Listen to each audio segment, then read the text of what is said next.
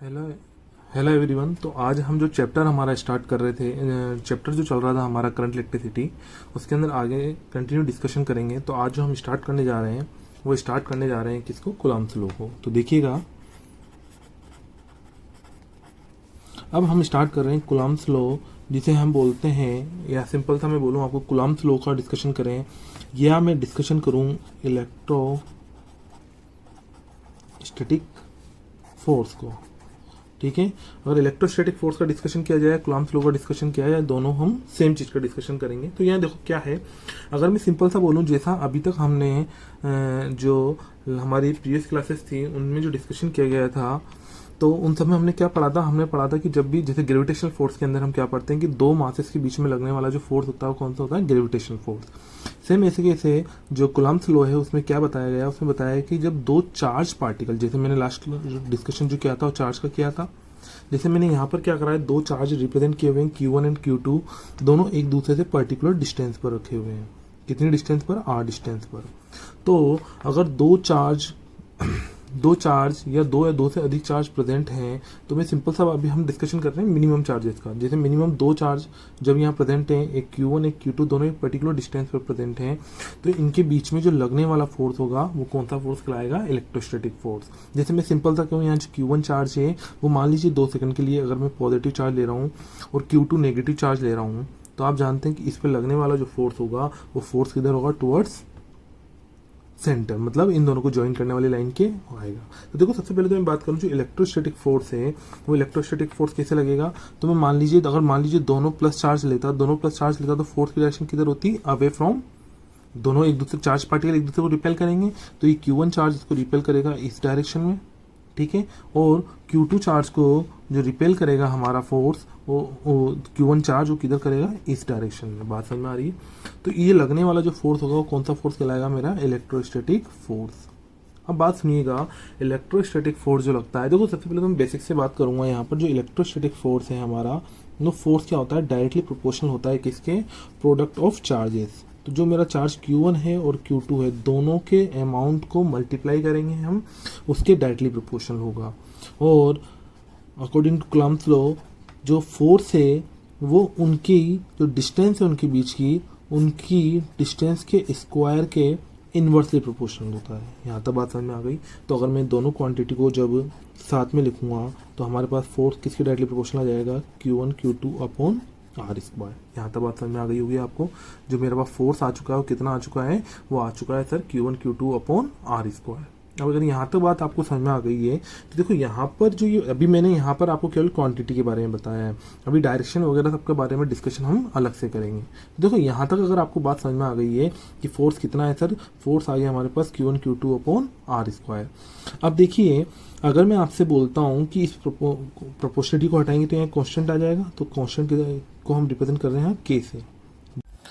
तो यहाँ पर हम जब प्रोपोर्शनलिटी को हटाएंगे तो यहाँ प्रोपोर्शनलिटी को हटाने पर हमारे पास एक कांस्टेंट आता है जिसको हम बोलते हैं K से रिप्रेजेंट करते हैं, और इसको बोला जाता है क्या है, कूलम्ब्स कांस्टेंट और इलेक्ट्रोस्टैटिक कांस्टेंट। यहाँ तक बात समझ में आ गई है आपको। तो यहाँ पर हमारे पास फोर्स आ जाएगा कितना, K Q1 Q2 upon R square.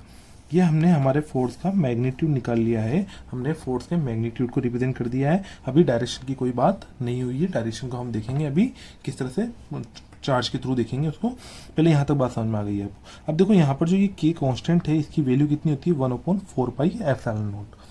और यहाँ पर जो ये इस में जो ε0 है, ये रिप्रेजेंट करता है क्या, परमिटिविटी ऑफ फ्री स्पेस। बात समझ में आ रही है, परमिटिविटी ऑफ फ्री स्पेस। अगर मैं आपको सिंपल सा बोलूं तो ये जो ε0 है, परमिटिविटी ऑफ फ्री स्पेस, अगर इसका डिस्कशन कराएं तो सिंपल सा आपको यूं समझना होगा इसके लिए कि जो परमिटिव फ्री स्पेस है ये क्या चीज़ रिप्रेजेंट करना चाह रहे हैं। तो ये अगर मैं सिंपल सा बोलूं तो कि जैसे ग्रेविटेशनल फोर्स था वो मीडियम पे डिपेंड नहीं कर रहा था, जबकि ये हमारा जो फोर्स है, कौन सा, इलेक्ट्रोस्टैटिक फोर्स, ये हमारा फोर्स किस पर डिपेंड करेगा, ये डिपेंड करेगा कि हम इस चार्ज को जब किसी मीडियम को चेंज करेंगे तो उस मीडियम के अकॉर्डिंग उन चार्ज के बीच में लगने वाला फोर्स चेंज होगा। बात समझ में आ रही है। तो पहले तो आप समझिए परमिटिविटी ऑफ फ्री स्पेस, जिसको रिप्रेजेंट करते हैं ε0 से। अगर मैं आपसे बात करूँ तो इसकी वैल्यू जो होती है ε0 की होती है 8.85 × 10⁻⁻12। बात समझ में आ रही है। और यहाँ तक अगर आपको बात समझ में आ रही है, इसकी यूनिट अभी निकालना सिखाऊंगा मैं के थ्रू, के की यूनिट से कैसे निकालेंगे वो देखेंगे अभी अपन। तो यहाँ तक बात समझ में आ गई। जब इस परमिटिविटी ऑफ फ्री स्पेस को वैल्यू जब हम यहाँ पुट करते हैं और जब इसको सोल्व करते हैं तो इसका डाटा हमें कितना मिलता है, 9 × 10⁻⁹। मतलब जब भी मैं न्यूमेरिकल सोल्व करूंगा तो वहाँ पर डायरेक्ट के की वैल्यू को कितना यूज़ करके चलेंगे, 9 × 10⁻⁹। अब देखो के की वैल्यू कितनी है, अगर के की यूनिट की बात करूँ मैं तो के की यूनिट कैसे निकालेंगे सर, ये फोर्स की यूनिट तो न्यूटन, तो newton into metre square upon coulomb square. तो यहाँ पर जो यूनिट आ जाएगी हमारे पास कितनी आ जाएगी, न्यूटन मीटर स्क्वायर पर कूलम्ब स्क्वायर। यहाँ तक बात समझ में आ गई है आपको। ये हमारी यूनिट हो गई किसकी, के की। और के की यूनिट आ गई है तो के की इनवर्स यूनिट किसकी होगी, एप्सिलॉन नॉट की। तो इसकी यूनिट क्या हो जाएगी, coulomb square upon newton into metre square. बात समझ में आ गई। तो इस तरह से एप्सिलॉन नॉट की यूनिट भी आप फाइंड कर सकते हैं। यहाँ तक अगर आपको बात समझ में आ गई है तो हमने के की वैल्यू लिखी। अब देखो मैंने अभी आपको जो चीज़ समझाई है कि जो ये फोर्स लग रहा है ये किस पे डिपेंड कर रहा है, ये मीडियम पे डिपेंड कर रहा है।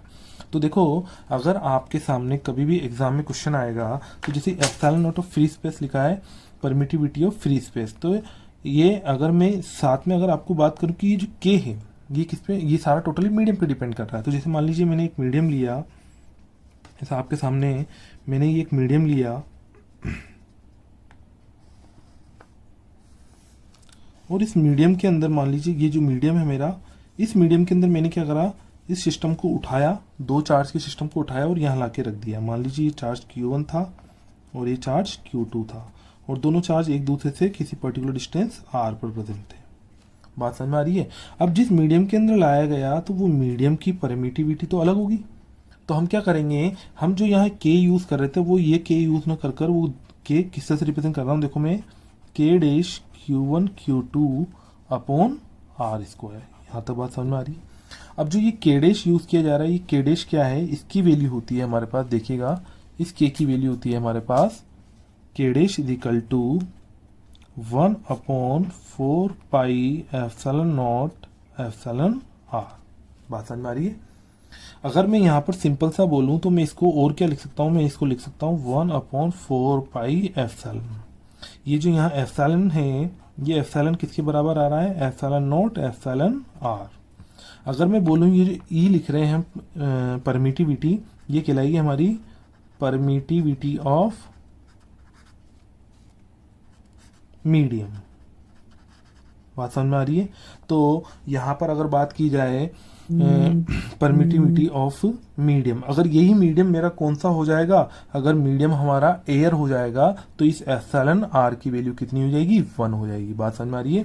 तो यहाँ तक अगर आपको बात समझ में आई है तो ये एप्सिलॉन, देखो यहाँ पर ये जो वैल्यू है एप्सिलॉन नॉट एप्सिलॉन आर ये यहाँ पर है, तो ये जो पूरा वैल्यू था 1/4π एप्सिलॉन नॉट, ये तो क्या था हमारा के था। बात समझ में आ रही है आपको। तो ये पूरा के था, तो ये जो हमारे पास के डैश आया ये क्या आएगा, के अपॉन एप्सिलॉन आर। बात समझ में आ रही है ना। तो यहाँ से हम बोल सकते हैं सर ये हमारा जो के डैश था वो क्या था, के अपॉन एप्सिलॉन आर। बात समझ में आ गई है। तो मतलब मेरे को तो सर ये समझाइए आप कि मेरे को जब क्वेश्चन एग्जाम में आएगा तो किस तरह से पता लगेगा। तो आपको ये तो पता लग गया कि सर जो फोर्स लग रहा है वो फोर्स जिस मीडियम के अंदर डाला जाएगा उस मीडियम की परमिटिविटी पर डिपेंड करेगा। बात समझ में आ रही है।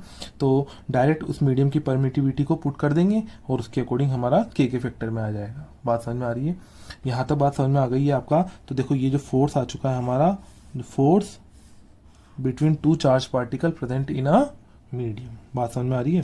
किसी मीडियम के अंदर जब दो चार्ज पार्टिकल प्रेजेंट थे तो उनके अंदर लगने वाला फोर्स, इलेक्ट्रोस्टैटिक फोर्स। देखो इस मीडियम का जो मैं अगर सिंपल सा बात करूँ आपसे तो एप्सिलॉन आर में इसकी परमिटिविटी ले रहा हूँ इस मीडियम की। बात समझ में आ गई है आपको।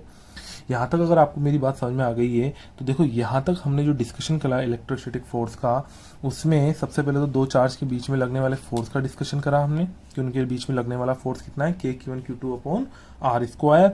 और इसकी वैल्यू सर के की वैल्यू होती है 9 × 10⁹ ठीक है। और अगर सर ये मीडियम अगर कुछ आ जाएगा तो उसका फैक्टर और के साथ नीचे आ जाएगा। मतलब मुझे तो सर सीधा सा जो फोकस करना होगा वो फोकस किस पे करना होगा, वो फोकस करना होगा कि उस मीडियम की परमिटिविटी कितनी है। यहाँ तक बात समझ में आ गई। तो सर मैं तो के की जगह, के डैश की जगह डायरेक्ट ये वैल्यू पुट कर दूंगा और मेरा टारगेट कंप्लीट हो जाएगा। तो देखो आपका फोर्स अब डायरेक्ट कैसे लिखेंगे अपन, हम लिखेंगे इस तरीके से देखिए आपका फोर्स आ जाएगा बिटवीन टू चार्ज पार्टिकल के बीच में लगने वाला फोर्स कितना आ गया, वो आ जाएगा के Q1 Q2 अपॉन के था, और के को मैंने बताया के डैश की जगह हम क्या लिख रहे हैं, जैसे मान लीजिए आप तो के डैश था के dash Q1 Q2 upon r square, और इसको हम क्या लिख सकते हैं के Q1 Q2 upon epsilon r into r square. ठीक है, तो इस तरह से किसी भी दो चार्ज पार्टिकल जब किसी मीडियम में प्रेजेंट होंगे तो उनके बीच में लगने वाला फोर्स इस तरह से लिखा जाएगा। देखो एग्जांपल ले लेते हैं इसका अपन एक छोटा सा, जैसे बड़ी जल्दी आपको चीज़ क्लियर हो जाएगी। मान लीजिए मैंने दो चार्ज रखे हुए हैं, एक चार्ज है Q1 2 कूलम का और Q2 चार्ज है 3 कूलम का।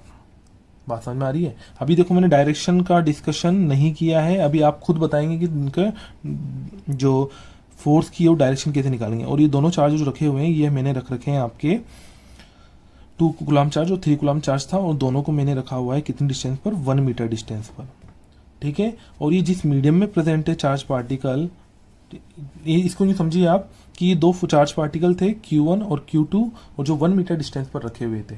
ठीक है, तो अगर इनके बीच में लगने वाला फोर्स इस टाइम पर, इनके बीच में लगने वाला फोर्स F है, इस टाइम पर लगने वाला फोर्स कितना है हमारे पास, F है। अगर इसी को हम किसी मीडियम के अंदर डाल दें, ठीक है, after insert in medium, in a medium, उस मीडियम का हमें क्या दे रखा है, इन अ मीडियम, उसका एप्सिलॉन आर दे रखा है हमें, मान लीजिए मैंने आपको एप्सिलॉन आर दे रखा है 9 दे रखा है मान लीजिए, तो in a medium of epsilon r कितना दे रखा है, 9 दे रखा है। Then force F, then force F dash is, force कितना हो जाएगा आफ्टर इंसर्टिंग इन मीडियम। देखिए पहले कितना फोर्स था इनके बीच में लगने वाला, इनके बीच में लगने वाला फोर्स पहले एफ था, after inserting in a medium then force F dash. ठीक है, वो एफ डैश फोर्स कितना होगा, वो एफ डैश फोर्स निकालना है इन टर्म ऑफ एफ। ठीक है ना, ये किसकी टर्म में फाइंड करना है, इन टर्म ऑफ एफ। बात समझ में आ रही है? तो देखो सबसे पहले तो आप क्या कहेंगे कि सर आपने जो डाटा दिया उसके हिसाब से मैं फोर्स लिखता, तो क्या लिखता, मैं लिखता के Q1 Q2 upon r square. बात समझ में आ रही है? अगर के की टर्म में पूछेगा तो उसके फॉर्म में भी आंसर दे सकते हैं, और डायरेक्ट अगर वैल्यू निकलवाएगा तो वो भी फाइंड कर सकते हैं। तो देखो जैसे मान लीजिए आप इसको एफ की टर्म में रहने दीजिए, आप तो यूँ समझिए दोनों निकाल लेंगे, अगर आपको जैसा भी, देखो मैं दोनों से करा देता हूँ। पहले अगर मैं टर्म एफ की फॉर्म में निकलवा रहा हूँ तो आपका कितना फैक्टर आ जाता है, अगर एफ डैश फोर्स की बात करूँगा तो आप कहोगे सर जब मीडियम में डाल दोगे तो उसकी परमिटिविटी साथ में और आ जाएगी। बात समझ में आ रही है? तो सर ये पूरा फैक्टर तो पहले वाला ही है।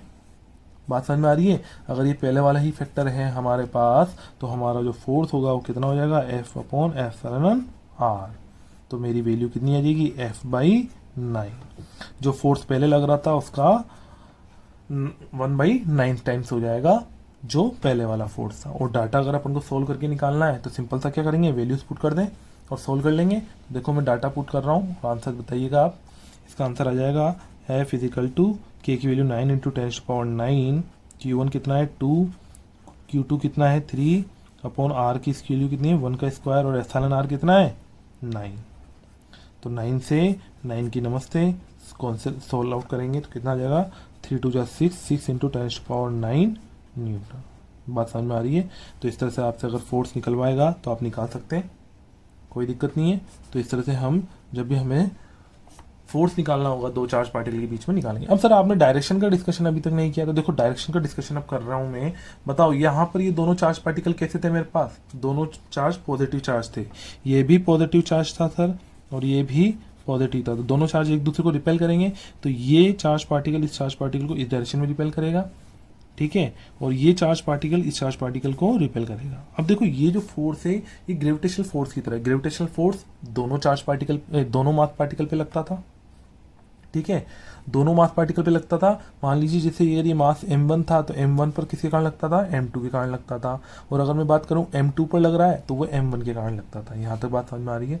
तो इस तरह से हमने ये डिस्कशन किया था कि सर वहाँ पर जैसे फोर्स लगता था वैसे ही यहाँ पर हमारा फोर्स लगेगा और ये इलेक्ट्रोस्टैटिक फोर्स कहलाएगा। ठीक है। तो ये इलेक्ट्रोस्टैटिक फोर्स कितना आ गया, ये आ जाएगा सर इसकी डायरेक्शन निकाली। अब देखो इसमें कुछ पॉइंट्स हैं जो हमें बेसिक याद रखने हैं। जैसे मैं देखो आपको स्टार्टिंग कर रहा हूँ हमारे जहाँ पर इलेक्ट्रोस्टैटिक फोर्स पढ़ाया था मैंने, वहीं से ले रहा हूँ वापिस। देखो मैंने ये सब डिस्कशन किया, तो यहाँ पर जब ये फोर्स की डायरेक्शन लगा रहा हूँ ये हमेशा along the line joining of the charge, ठीक है। ये किधर लगेगा हमारा, ये जो फोर्स लगेगा ये देखो सबसे पहले तो ये कौन सा फोर्स है हमारा, ये आ गया हमारा इलेक्ट्रोस्टैटिक फोर्स। बात समझ में आ रही है।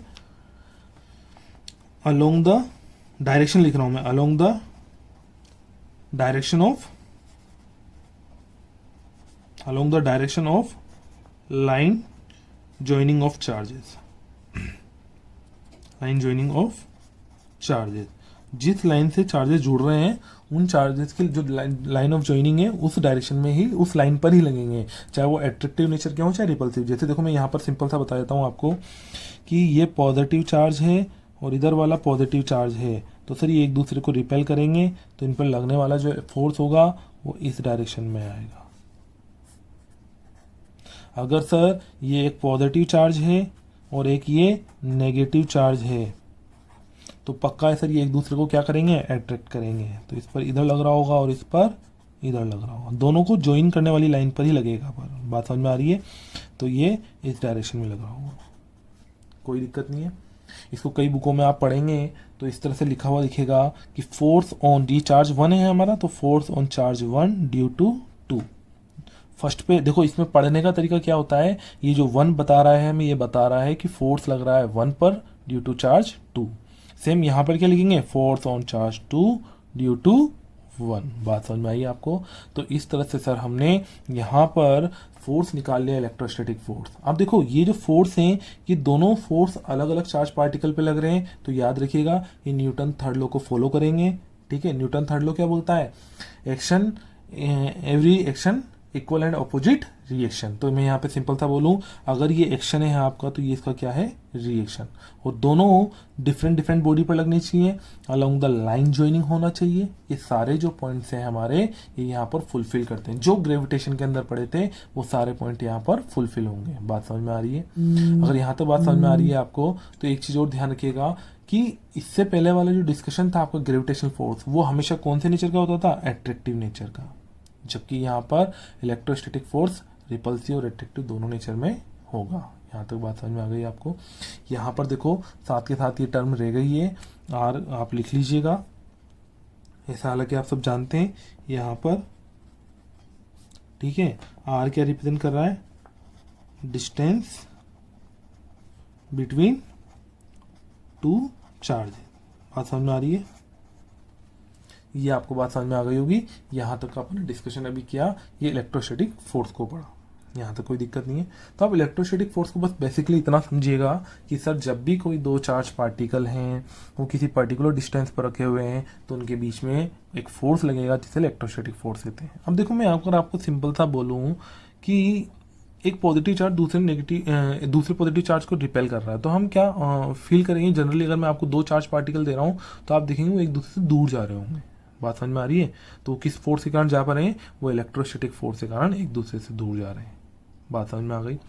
अगर ये चीज डिस्कशन जो आपको समझ में आ गया है तो ये सारा डिस्कशन था इलेक्ट्रोस्टैटिक फोर्स का। बात समझ में आ रही है। इसको कूलॉम्स लॉ क्यों बोला जाता है, क्योंकि इसको जो साइंटिस्ट है कूलॉम उनने ड्राइव किया था, इसलिए इसको कूलॉम्स लॉ के नाम से जाना जाता है। ठीक है, तो ये फॉर्मूला हमें याद रखना होगा। इस फॉर्मूले को अगर हमें याद है तो के की वैल्यू पुट करेंगे, के की वैल्यू चार्ज की वैल्यू पुट करो, उनके बीच की डिस्टेंस पुट करेंगे, आराम से हमारे पास फोर्स आ जाएगा। कौन सा फोर्स, इलेक्ट्रोस्टैटिक फोर्स।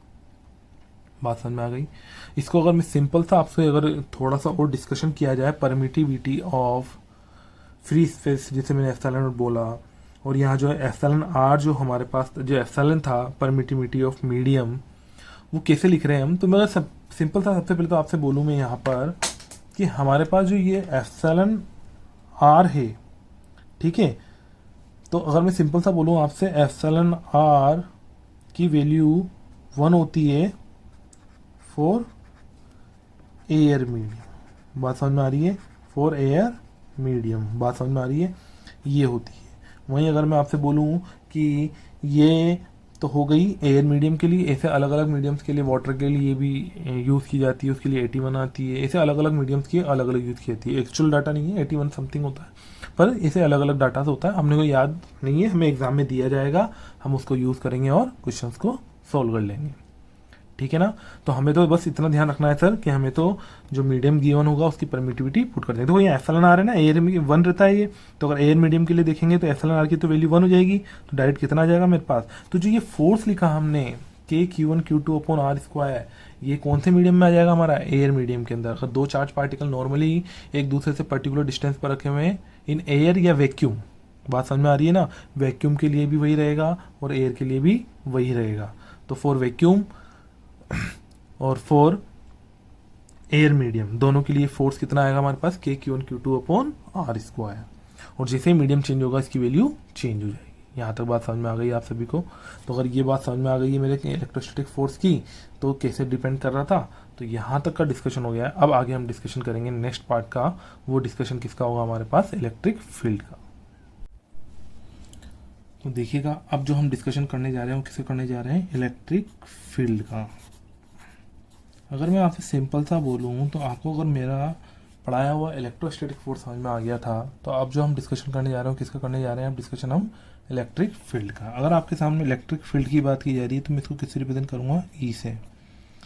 और इसको और क्या बोला जा सकता है, इसको और नाम बोला जा सकता है आपके सामने, इंटेंसिटी ऑफ इलेक्ट्रिक फील्ड, इस नाम से भी बोला जा सकता है।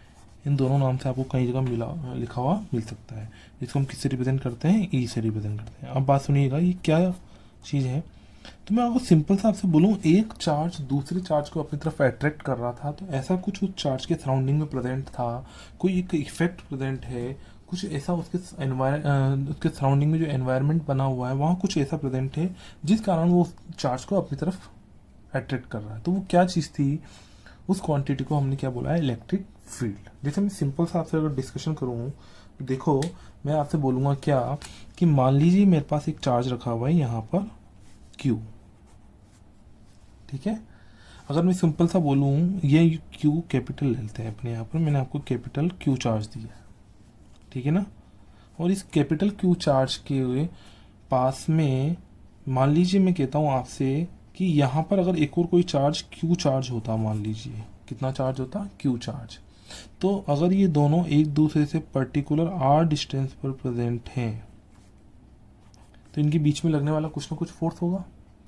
तो वो फोर्स जो होगा, वो फोर्स आप बोलेंगे सर फोर्स आ जाएगा कि F इजिकल टू के Q1 Q2 upon r square. तो देखो ये जो इलेक्ट्रिक फील्ड है ये क्या डिफाइन करता है कि इस चार्ज से पर्टिकुलर डिस्टेंस पर, कोई भी पर्टिकुलर डिस्टेंस अपन ले रहे हैं, जैसे मान लीजिए मैं कहता हूँ किसी चार्ज Q से at a distance from charge Q at a distance R, एक पॉइंट मैंने ले लिया पॉइंट P।